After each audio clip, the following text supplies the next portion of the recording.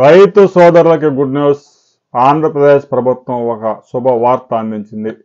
ముఖ్యంగా రాయలసీమ రైతులు, నీటి కొరతను ఎదుర్కొంటున్న రైతులు, తక్కువ నీరుతో ఎక్కువ పంట పండించే అవకాశాన్ని రాష్ట్ర ప్రభుత్వం మరలా కల్పించబోతా ఉంది. 1,00,000 ఎకరాల్లో 90% రాయితీతో డ్రిప్ ఇరిగేషన్ పరికరాలు అందించేందుకు రాష్ట్ర ప్రభుత్వం సిద్ధమైంది. ఇప్పటికే రాయలసీమ ఉద్యాన పంటల హబ్గా మారుతా ఉంది.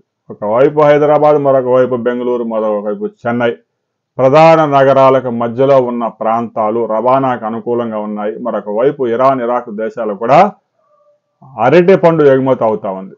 దీంతో రాయలసీమలో అరటి, బొప్పాయి, మోసంబీలు, కర్బూజా, ఇక పోమోగ్రనేట్ ఇవంటి అన్ని పంటలు పండించేందుకు అనుకూలమైన వాతావరణం ఉంది.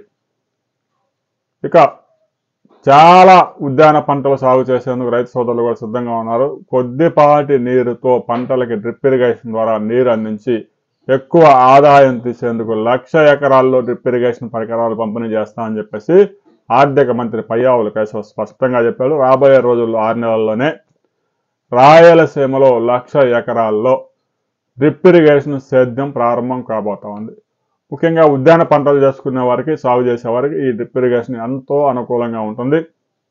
రైతు సోదరులు ఇప్పటికే డ్రిప్ ఇరిగేషన్ చేస్తున్నవారు మీ అనుభవాలు కూడా షేర్ చేయండి.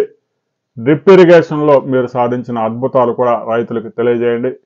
డ్రిప్ ఇరిగేషన్ కొత్తగా అప్లికేషన్ పెట్టుకునేవారు వ్యవసాయ శాఖ, ఉద్యాన శాఖలను సంప్రదించి డ్రిప్ ఇరిగేషన్ పరికరాలు పొందండి, ఉద్యాన పంటలు సాగు చేయండి.